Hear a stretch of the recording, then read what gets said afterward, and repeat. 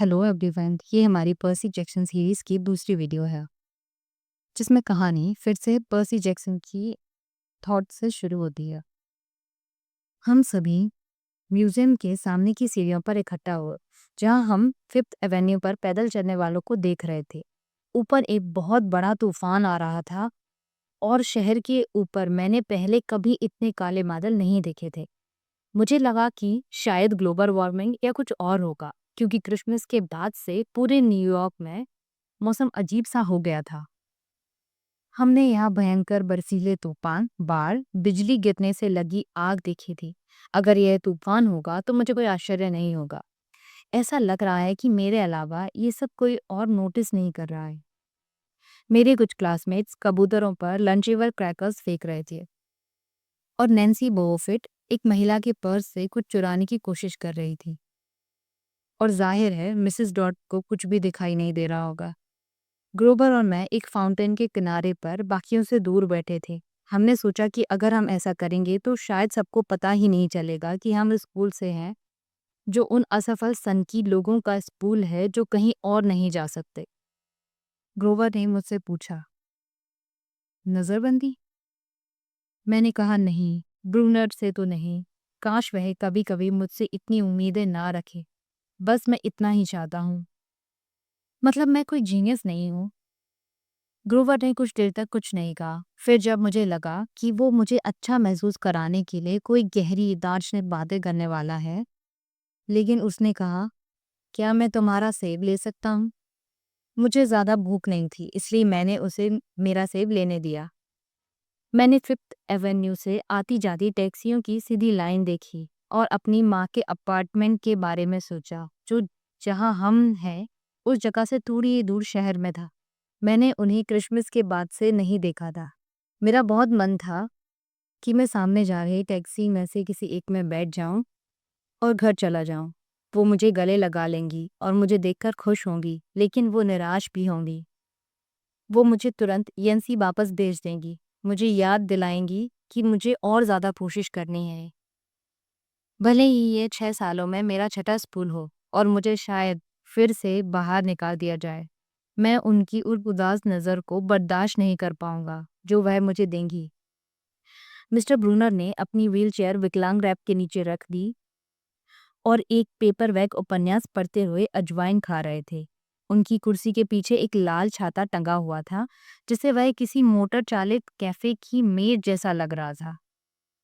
मैं अपना सैंडविच खोलने ही वाला था कि नैन्सी बोफिट अपने बदसूरत दोस्तों के साथ मेरे सामने प्रकट हो गई।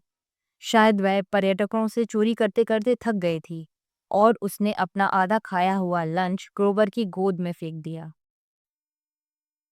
वो अपने टेढ़े मेढ़े दांतों की से मेरी तरफ देखते हुए मुस्कुराई और बोली, उफ। उसके चेहरे पर नारंगी झाइयां थी, मानो किसी ने उसके चेहरे पर लिक्विड चीटोज स्प्रे कर दिया हो। मैंने शांत रहने की कोशिश की। स्कूल काउंसलर ने मुझे लाखों बार कहा था, अपने गुस्से पर काबू रखने के लिए 10 तक गिनो। लेकिन मैं इतने गुस्से में था कि मेरे दिमाग ने काम करना बंद कर दिया था। मेरे कानों में एक लहर गूंजी। मुझे उसे छूने का याद भी नहीं, लेकिन अगली बार जो मुझे याद आई वह थी कि नैन्सी फाउंटेन में अपनी पीठ के बल बैठी थी और चिल्ला रही थी। पर्सी ने मुझे धक्का दिया। मिसेस डॉट्स हमारे पास आ गई। कुछ बच्चे फुसफुसा रहे थे, क्या तुमने देखा? पानी, जैसे पानी में उसे पकड़कर खींच लिया। मुझे समझ नहीं आ रहा था कि वो क्या कह रहे थे। मुझे बस कितना पता था कि मैं फिर से मुसीबत में हूँ। जैसे ही मिसेस डॉट को यकीन हुआ कि बेचारी नैन्सी ठीक है और उन्होंने वादा कि वह उसे संग्रहालय की गिफ्ट शॉप से एक नई शर्ट दिलाएंगी, वगैरह वगैरह, उसके बाद मिसेस डॉट मुझ पर टूट पड़ी। उनकी आंखों में एक विजयी आग थी, मानो मैंने कुछ ऐसा कर दिया हो जिसका वह पूरे सेमेस्टर से इंतजार कर रही थी। और मिसेस डॉट्स ने मुझसे कहा, नाउ हनी। मुझे पता था। मैंने बड़बड़ाते हुए कहा, 1 महीने वर्कबुक मिटाने हैं। फिर मुझे लगा कि यह कहना सही नहीं था। मिसेस डॉट्स ने कहा, मेरे साथ आओ। ग्रोवर चिल्लाया, रुको, यह मैं ही था मैम, मैंने उसे धक्का दिया। मैं चौंक गया। और उसे देखा। मुझे यकीन नहीं हो रहा था कि वह मुझे बचाने की कोशिश कर रहा है। मिसेस डॉट्स ने ग्रोवर को बुरी तरह डरा दिया। उन्होंने उसे इतनी जोर से घूरा कि उसकी मूंछों वाली चुड्डी कांप उठी। मिसेस डॉट्स ने कहा, मुझे ऐसा नहीं लगता मिस्टर अंडरवुड। ग्रोवर ने कहा, लेकिन मिसेस डॉट्स ने कहा, तुम यहीं रहोगे। ग्रोवर हताश होकर मेरी तरफ देखने लगा। मैंने उससे कहा, कोई बात नहीं यार, कोशिश करने के लिए थैंक्स। मिसेस डॉट्स चिल्लाई, हनी अभी। नैन्सी बोफेट मुस्कुराई। मैंने नैन्सी को ऐसे गुस्से की नज़र से देखा जैसे बात बात से मार डालूंगा।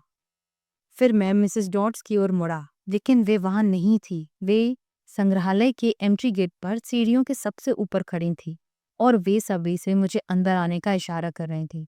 मैंने उन्हें देखकर सोचा कि वह इतनी जल्दी वहां कैसे पहुंच गई।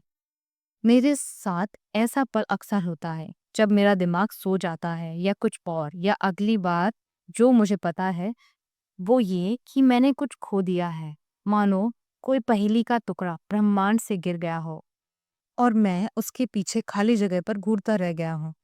स्कूल काउंसलर ने मुझे बताया कि यह ADHD का एक हिस्सा है। मेरा दिमाग चीज़ें खुद से बना लेता है, लेकिन मुझे इस बात पे ज़्यादा यकीन नहीं था। मैं मिसेस डॉट्स के पीछे गया। सीढ़ियाँ चढ़ते हुए मैंने ग्रोवर की तरफ देखा। वह पीला पड़ गया था और अपनी नजरें लगातार मेरे और मिस्टर ब्रूनर की ओर देख रहा था, मानो वह चाहता था कि मिस्टर ब्रूनर ध्यान दें कि क्या हो रहा है। लेकिन मिस्टर ब्रूनर अपने उपन्यास में डूबे हुए थे।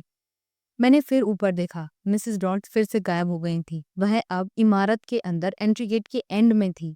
मैंने सोचा, ओके, हो सकता है वह मुझे नैन्सी के लिए गिफ्ट शॉप से एक नई शर्ट खरीदने के लिए कहेंगी, लेकिन जाहिर है कि ये उनका प्लान नहीं है। मैं संग्रहालय में उनके पीछे पीछे और अंदर चला गया। जब मैं आखिरकार उनके पास पहुंचा, हम ग्रीक और रोमन खंडर में वापस आ गए थे। हमारे अलावा गैलरी में कोई नहीं था। मिसेस डॉट्स ग्रीक देवता की एक बड़ी संगमरमर की मूर्ति के सामने हाथ जोड़कर खड़ी थी। वह अपने गले से अजीब आवाजें निकाल रही थीं, जैसे गुर्रा रही हूँ। उस आवाज के बिना भी वे डरावनी ही लग रही थी। एक शिक्षिका के साथ अकेले रहना अजीब है, खासकर मिसेस डॉट्स के साथ। जिस तरह वह मूर्ति को देख रही थीं, ऐसा लग रहा था जैसे वह उसे चूर चूर करना चाहती हैं। उन्होंने मुझे कहा, तुम हमें परेशान कर रहे हो हनी। मैंने सावधानी बरती और कहा, जी मैडम। उसने अपने चमड़े की जैकेट के कप खींचे। क्या तुम्हें सच में लगता है कि तुम इससे बच जाओगे? उनकी आंखों में पागलपन से भी बढ़कर कुछ था। वह शैतानी थी। मैंने घबराकर सोचा, वह एक शिक्षिका है, ऐसा नहीं है कि वह मुझे चोट पहुंचाएगी। और मैंने कहा, मैं और कोशिश करूंगा मैडम। इमारत में बिजली कड़कने लगी। मिसेस डॉट्स ने कहा, हम मूर्ख नहीं हैं पर्सी जैक्सन। हमें तुम्हें ढूंढने में ज्यादा समय नहीं लगा। अब मान लो, और तुम्हें कम दर्द होगा। मुझे समझ नहीं आ रहा था कि वह किस बारे में बात कर रही हैं। मैं बस यही याद कर पा रहा था कि शायद शिक्षकों को मेरे हॉस्टल रूम से कैंडीज का ढेर मिल गया होगा जो मैं बेचा करता था। क्या शायद उन्हें एहसास हो गया था कि मैंने टॉम सॉयर पर अपना निबंध बिना किताब पढ़े इंटरनेट से लिखा था, और अब वे मेरे ग्रेड्स काटने वाली हैं, या इससे भी बदतर, वे मुझे किताब पढ़ने के लिए मजबूर करने वाली हैं, जबकि मुझे डिसलेक्सिया है। उन्होंने पूछा, अच्छा? मैंने कहा, मैडम नहीं, मैं। उन्होंने कहा, तुम्हारा समय पूरा हो गया है। फिर सबसे अजीब बात हुई। उनकी आंखें 12वीं की कोयले की तरह चमकने लगीं। उनकी उंगलियां फैल गईं और पंजों में बदल गईं। उनकी जैकेट पिघलकर बड़े चमड़े और पंखों में बदल गई। वह इंसान नहीं थी, वह एक बूढ़ी डायन थी, जिसके चमगादड़ के पंख और पंजे थे। मुंह पीले नुकीले दांतों से भरा था और वह मुझे काट कर टुकड़े टुकड़े करने वाली थी। फिर चीजें और भी अजीब हो गईं। मिस्टर ब्रूनर, जो 1 मिनट पहले ही संग्रहालय के सामने बाहर थे, हाथ में एक कलम पकड़े हुए अपनी कुर्सी गैलरी के दरवाजे पर रख के चिल्लाते हुए आ रहे थे। व्हाट हो पर्सी? मिसेस डॉट्स मुझ पर झपटी। चीख के साथ मैं वहां से भागा और मुझे महसूस हुआ कि मेरे कान के पास हवा में पंजों से वार हो रहा है। मैंने बॉल पॉइंट पेन हवा से पकड़ लिया, लेकिन जब वह मेरे हाथ से लगा तो वह एक पेन नहीं था, बल्कि एक तलवार थी। मिस्टर ब्रूनर की कांसे की तलवार, जिसका इस्तेमाल वह हमेशा टूर्नामेंट वाले दिन करते थे। मिसेस डॉट्स अपनी आंखों में जानलेवा आग लिए मेरी ओर मुड़ी।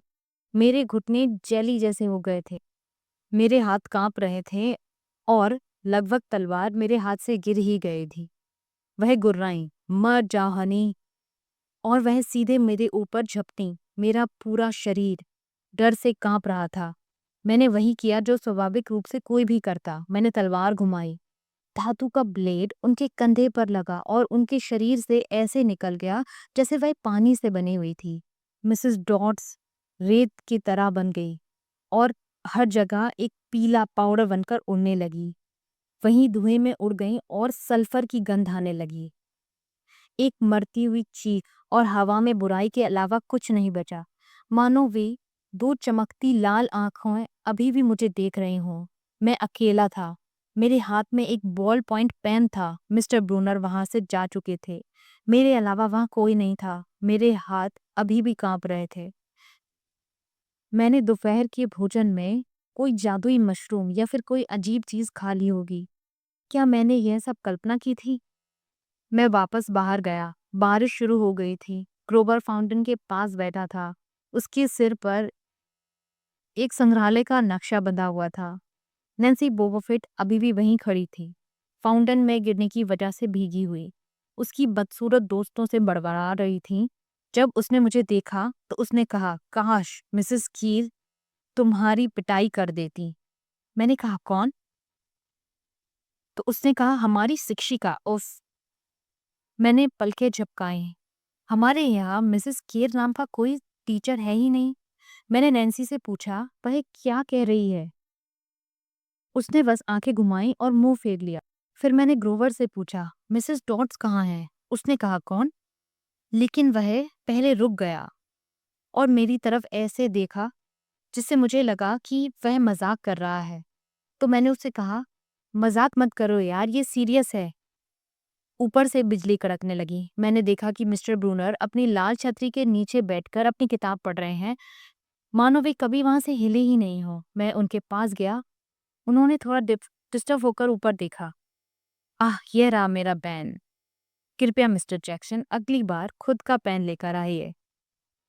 मैंने मिस्टर ब्रूनर को पेन दे दिया। मुझे पता ही नहीं चला वह अभी भी मेरे हाथ में था। मैंने कहा, सर मिसेस डॉट्स कहाँ है? उन्होंने मुझे सीरियस होकर देखा और कहा, कौन? मैंने कहा, दूसरी संरक्षिका Mrs Dots, pre algebra teacher. वह मुंह चढ़ाकर मेरी ओर देखने लगे और थोड़े चिंतित लग रहे थे। पर्सी, इस ट्रिप पर कोई मिसेस डॉट्स नहीं है। जहाँ तक मुझे पता है, यैंसी एकेडमी में कोई मिसेस डॉट्स नहीं रह रही हैं। क्या तुम ठीक हो? इसी नोट के साथ होती है ये वीडियो खत्म। अब मिलेंगे अगली वीडियो में। Thank you.